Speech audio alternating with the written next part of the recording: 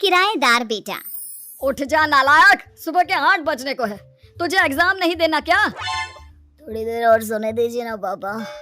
तू उठता या फिर मैं तेरे ऊपर पानी फेंकूं? रोज गधों की तरह सोता रहता है, पेपर की कोई टेंशन ही नहीं है।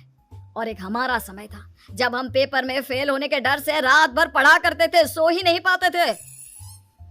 तो क्या आप उसका बदला मुझसे लेंगे? मैं 15 मिनट बाद उठ जाऊंगा, आप प्लीज जाइए, मुझे डिस्टर्ब मत कीजिए। इतना कहकर रौनक रजाई ढककर फिर से सो जाता है।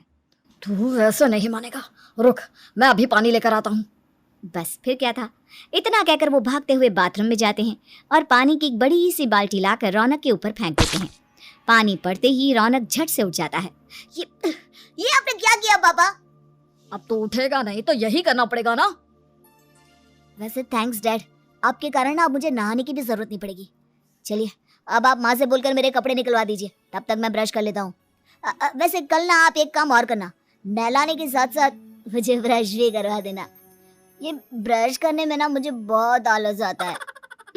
रौनक की बातों से अरविंद का मुंह खुला का खुला रह जाता है। वो अपनी पत्नी कमला के पास जाता है और रौनक की हरकतों के बारे में बताता है, जिसे सुन उसकी पत्नी हंसने लगती है। तुम अपने बेटे को समझाने के बजाय हंस रही हो। रौनक बच्चा है, धीरे धीरे सुधर जाएगा, आप क्यों उसके पीछे पड़े रहते हो? अभी नहीं सुधरेगा तो कब सुधरेगा? 10वीं क्लास में है रौनक, वो अब कोई बच्चा नहीं रहा। अरविंद की इतना बोलते ही वहाँ रौनक भी आ जाता है। क्या डैड, मैंने आपको एक काम दिया था, वो भी नहीं हुआ आपसे। अरे क्या हुआ बेटा? माँ, मैंने डैड से बोला था कि वो आपको बोलकर मेरे स्कूल की यूनिफॉर्म निकाल दे, लेकिन मेरे पीछे पड़ने के अलावा इनसे एक काम ढंग से नहीं होता। देख रही हो कमला, देख रही हो अपने लाडले को? अरे आप चुप रहिए जी। चलो बेटा, मैं तुम्हें कपड़े निकाल कर दे देती हूँ बस। ऐसे ही साल पर साल बीतते जाते हैं, लेकिन रौनक के रवैये में कोई बदलाव नहीं आता। वो पहले से भी ज्यादा आलसी और पूरी तरह अपने माता पिता पर निर्भर हो जाता है। 2 साल बाद पता नहीं कहाँ गायब रहता है पूरे दिन, अब तक तो आ जाना चाहिए था। अरे आप इतनी फिक्र क्यों कर रहे हो उसकी? दोस्तों के साथ खेल रहा होगा, आ जाएगा अभी। ये कोई टाइम है खेलने का? 10 बजने वाले हैं, इतनी रात में कौन खेलता है? कमला कुछ कहती उससे पहले ही रौनक वहाँ आ जाता है। मम्मी जल्दी से खाना लगा दो, बहुत भूख लग रही है।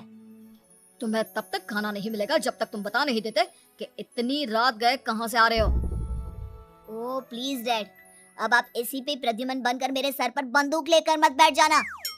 अपनी फालतू की बकवास बंद कर और बता कहाँ से आ रहा है। माँ अब समझाइए ना डैड को। बता देना बेटा, इनको भी तसल्ली हो जाएगी। आप बोल रही हैं तो बता देता हूँ, मैं दोस्तों के साथ मूवी देखने गया था, इसलिए देर हो गई। तू इन सब चीजों में मेरे पैसे उड़ाता है? कभी 1 रुपया कमाने के बारे में सोचा है तूने? जब देखो हवा की तरह पैसे उड़ाता रहता है। माँ अब आप इन्हें चुप करा दीजिए, वरना ना मुझे गुस्सा आ जाएगा। अच्छा क्या कर लेगा? बता ना क्या कर लेगा तू? वैसे बात तो ठीक ही है, मैं कर ही क्या सकता हूँ, पैसे तो फिर भी मैं आपसे ही मांगूंगा ना।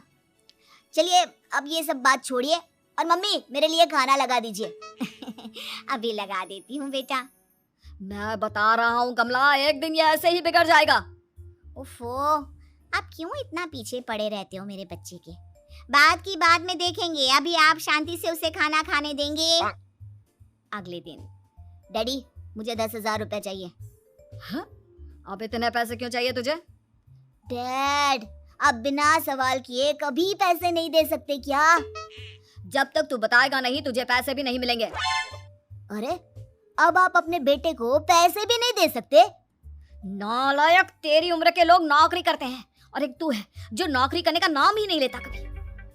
आप लोगों के होते हुए भला मैं नौकरी क्यों करूं? अरे हम कब तक पैसे देंगे तुझे? तुझे भी तो अपने पैरों पर खड़ा होना होगा ना। कौन सा उधार के पैरों पर खड़ा हूँ? अपने ही तो पैरों पर खड़ा हूँ मैं। इसी तरह रौनक दिन प्रतिदिन लापरवाह होता जाता है।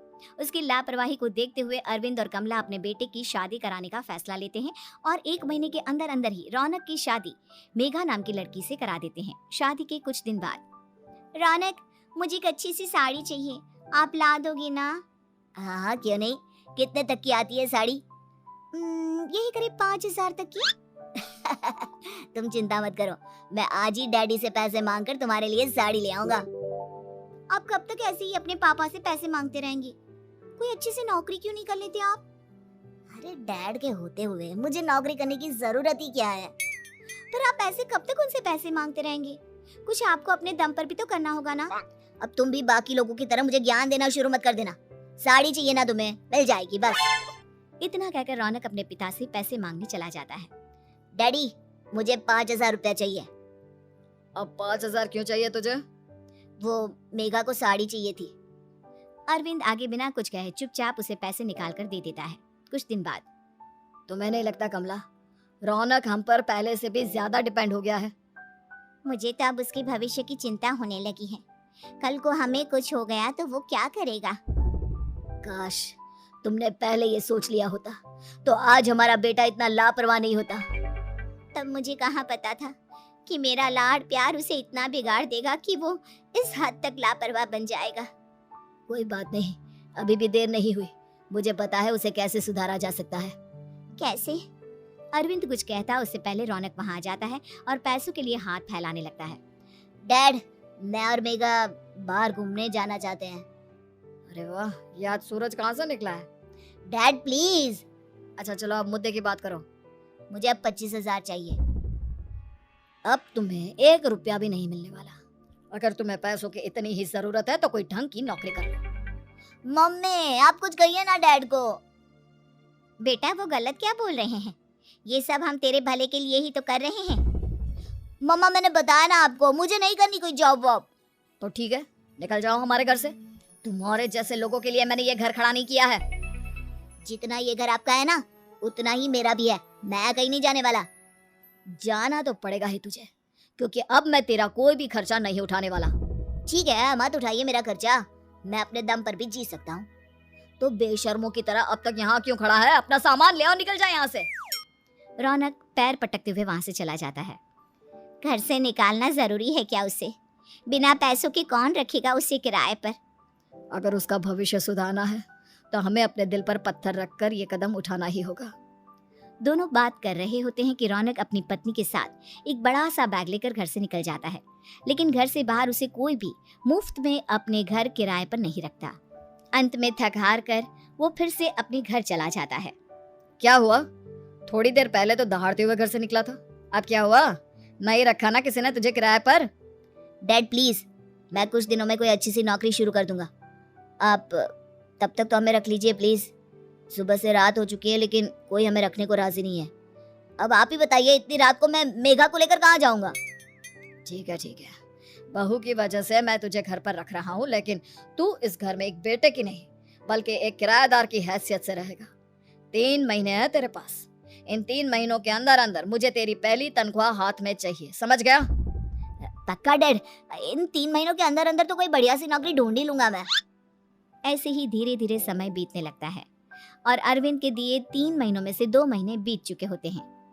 पापा जी ने हमें 3 महीने दिए थे, जिसमें से 2 महीने तो बीत चुके हैं। अब ये आखिरी महीना बचा है। अरे तुम चिंता मत करो, आज मेरा ना 2 जगह इंटरव्यू है, दोनों में से कहीं ना कहीं तो जॉब लग ही जाएगी। अच्छा, all the best. Raunak interview के लिए निकल जाता है, जिसके बाद शाम में रौनक घर आता है। कैसा गया इंटरव्यू? आपकी नौकरी लगी या नहीं? अरे पहले सांस तो ले लेने दो अच्छे से। बताइए ना, मुझसे तो जरा भी इंतजार नहीं हो रहा है। वो दरअसल बात यह है कि मेरी नौकरी तो लग चुकी है लेकिन पैसे बहुत कम है। कितने पैसे हैं? 15,000। इतने में अरविंद और कमला मिठाई का डिब्बा लेकर आ जाते हैं। बधाई हो बेटा। हम जानते थे तेरी जॉब जरूर लगेगी। लेकिन मेरी सैलरी बहुत कम है मम्मा। कम है तो क्या हुआ, धीरे धीरे बढ़ जाएगी। हाँ बेटा, हम तो बस चाहते थे कि तू अपने पैरों पर खड़ा हो जाए। मतलब अब आप मुझे घर से नहीं निकालेंगे? नहीं, ये सब हमने तुझे जिम्मेदार इंसान बनाने के लिए किया था। Thank you mummy papa. अगर आप दोनों ऐसा नहीं करते तो मुझे कभी अपनी जिम्मेदारियों का एहसास तक नहीं होता। आज आपने मुझे सिखा दिया कि इंसान का अपने पैरों पर खड़ा होना भी जरूरी होता है। इतना कहकर रौनक झट से अपने माता पिता के गले लग जाता है और अपनी कमाई की पहली तनख्वाह वो अपने माता पिता के